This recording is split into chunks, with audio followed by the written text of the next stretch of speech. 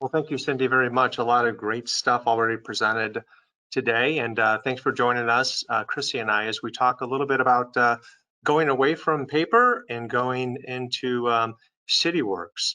So let's talk a little bit about the City of Green. And Chrissy is actually controlling the screen. There you nope, go back the other way. There we go. A little bit about the City of Green. We are affectionately known as UCLA. And that is not California. That is Upper Canton and Lower Akron. We're a suburb located about 50 miles south of Cleveland, and we're bisected by a major interstate, I-77, which has really been key to the city's economic development and economic success over the last 25 plus years. We're a city of about 26,000 people on a land area of 33.5 square miles. Relatively, we are a young city. We didn't become a city until 1992, so we're certainly still growing. However, as we became a city in 92, back in the Stone Age, if you will, everything was paper, paper, paper. And much of our right-of-way permits was done in paper and done more so in triplicates. It was very difficult to track 200 to 300 right-of-way permits each and every year. And that character on the right of your screen almost looks like our engineering tech reviewing all of the right-of-way permits that would come in. So let's take a quick look at the workflow of the paper process. So our customer would come in and they would meet with our zoning office, and they would complete the application, and they would submit a site plan. And those plans were then made in triplicate. The plans would then go up to the engineering office, where an engineering tech would review the application, review the site plan, determine whether or not a MOT would also be required for that particular application. Upon review, final review of the engineering tech, it would then go to the city engineer. The engineer would look at the application, the site plan, and then determine the bond for that particular permit. And Chrissy's going to talk about how that bond is established in just a few minutes. From the engineer's desk, it then goes to the service director's desk. And that's by our code. The service director has to review it and then approve it. And then it goes back to the engineering office, where the applicant is notified that they can begin work. Work begins, the inspections are done in the field. Eventually, the project is completed, the case is closed out, and it's filed away in the zoning office.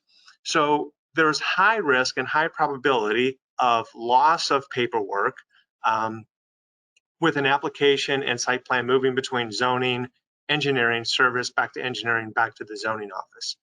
So Cityworks comes on the scene in 2017, and from here, I'm actually going to throw it over to Chrissy as she talks about the new process and how we implemented this, this new system. Yeah, thanks, Mike.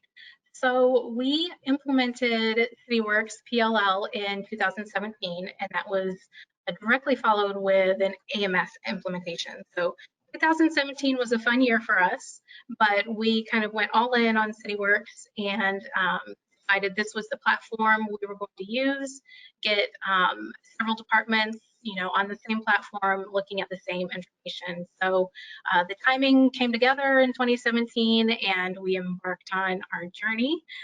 So before we began our implementation, we chose GIS Inc. as our implementation partner, and they were a vital member of our team for the successful implementation. As we began thinking about our PLL implementation, it was we were bringing it in for our zoning permits, of course, but the big elephant in the room in the city was this right-of-way permit process. Everyone knew it was inefficient and had an extreme room, a large room for error, right? So previously, the right-of-way permits were not even being tracked in our previous zoning permit application. They were being tracked on an Excel spreadsheet. Please don't hold that against us. It's what they were doing, and it worked for them for the time being. But it really proved to not be working, because applicants would call into the zoning office and say, you know, where's my right-of-way permit? I'm ready to start work. And our zoning assistant wasn't able to answer the question because she didn't know where those physical pieces of paper were located in the building. So she'd have to call around and figure out, you know, where it was, and then call the applicant back. I'm sorry, the phone is ringing. So, you know, it was poor customer service, and it was inefficient. So during our implementation, we brought the three departments together. We brought the service department together, the engineering department together, and the zoning department. And we all sat down at a table with GIS Inc. We talked about our workflow. We tried to streamline our workflow internally as best we could. And you know, what's really important here to note is GIS Inc. didn't want to change our workflow, put it into Cityworks, because they knew Cityworks could work for whatever workflow we came up with. So what GIS Inc. was able to do was translate our workflow into the Cityworks vocabulary, and that was really vital for us. And it was a really important step, so that, you know, all of the end users were aware of not only are we being very cautious not to change the workflow or how we needed to do things, but that we were going to set up Cityworks to make it successful for them. So this is a screenshot. I know it's hard to see, but this is a shot of the inbox for our zoning assistant. So she can actually, we set up the inbox so she can track where each permit was throughout the process. So, you know, each of those panels is a separate search, and you know, showing where in the process each permit was. So now when she gets the phone calls, she can open up Cityworks. It's probably already open on her desktop, but she can look directly in that panel or in those panels and find that address, and she can say, oh, well, it's on the service director's desk right now. You should be hearing back from us in a day or two. So, you know, it's really improved our customer service in that regard. And now this is a screenshot of just a typical permit case in PLL. This may be very familiar to some of you, which is great. Some of you may have never seen it because you're not PLL users. So that's why I wanted to include it. But this is you know, everything is available. All the information related to that permit is available in the screen. On the upper left-hand corner is the location information. We also added in the parcel number, the property owner information, if it's in a subdivision, what the zoning district is. But on the right-hand side, you'll see there the workflow, and we'll talk a little bit more about that in just a moment. But right underneath that are the attachments. And this has been really a huge win for us. You know, we're not doing anything fancy here. This is pretty standard PLL operation, but I just wanted to showcase this story because it is like it's basic, right? We're not doing anything fancy, but even basic Cityworks usage has been, you know, a tremendous success for us, and it really helped us bring Cityworks into the city successfully. But those attachments are a big part of that, because previously, when the right-of-way permits, the paper copies, were being sent around from desk to desk, as Mike said, the site plan was attached. So, you know, these packets per permit could get pretty thick, and you know, it's hard to track where everything is, but also it takes up a lot of room on people's desks. These stacks of paper, you know, all stapled together, and it was just a nightmare. I'd walk by our engineering tech reviewers, or our engineering tech's desk, who was the main reviewer, and there would literally be stacks of paper like 2 feet high of just right-of-way permits. And he literally would get buried with these things. So he has really appreciated Cityworks, and especially that the attachments are right there. And then below that, I know this one's especially hard to see, but there's a panel there called Instrument, and that's where we track our right-of-way bonds. So our code established that right-of-way permits have to be bonded. So the applicant has to post a bond in order to get a permit. And again, I'm embarrassed to say this, but our zoning division was tracking the bonds on an Excel spreadsheet. It was a completely separate spreadsheet from the right-of-way permit spreadsheet. So it was hard to track, hard to keep up with who has an open bond, whose bond has been closed. You know, it was a nightmare. Now we have all of that bond information. You know, it's applicant specific bond information of the amount, if it has been posted and if it has been closed and released. So again, having it there all within, you know, it's almost a one-stop shop. All that information is in one place. So here is a close-up of that workflow. So you can kind of see, you know, how we put those steps in, just as Mike pointed out before.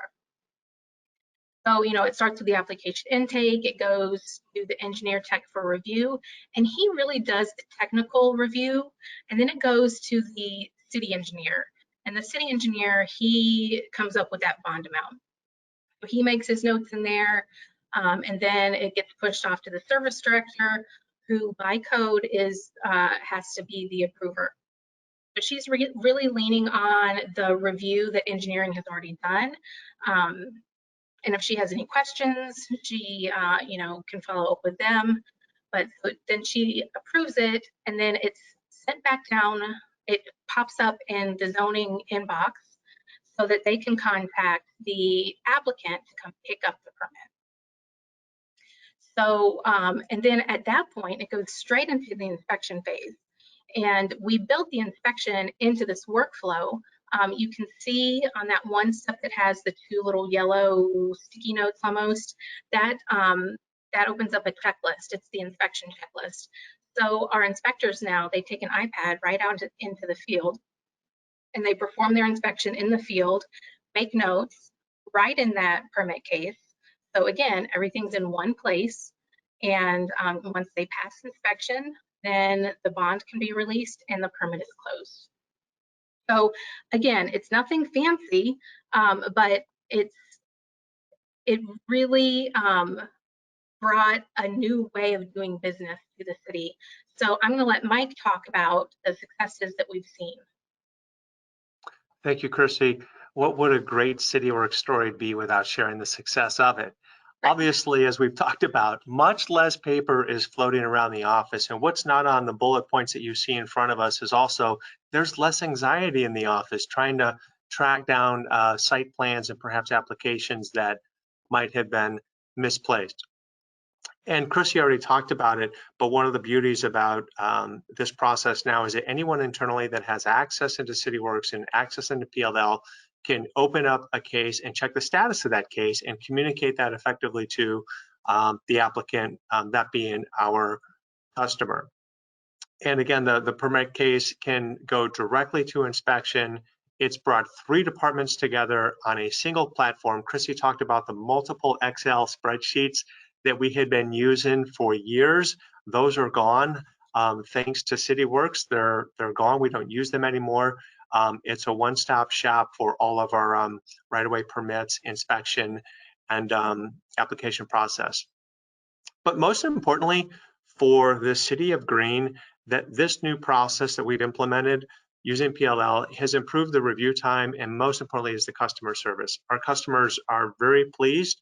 There's not a long wait time in terms of waiting for an approval for their application, or if there's any questions, how long do I have to wait to hear from the city. So that has really improved the relationship between the city and its customers.